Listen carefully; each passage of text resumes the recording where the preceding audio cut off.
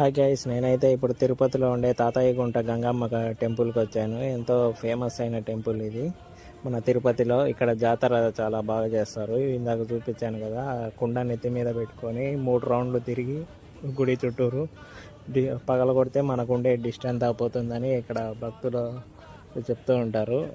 నేను కూడా ట్రై చేశాను. 50 రూపీస్ తీసుకున్నారు.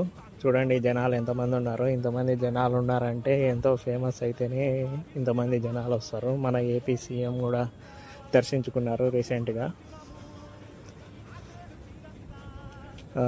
ఇక్కడ పొంగళ్ళు, పొట్టేళ్ళు, కోళ్ళు అన్నీ కోసుకుంటారు. ఇక్కడ బలిపీఠం ఉంటుంది, అక్కడ ఉప్పు అవన్నీ పొంగళ్ళు అవన్నీ పెట్టుకుంటారు. ఈ మాదిరి పెట్టుకొని వెళ్ళాలి.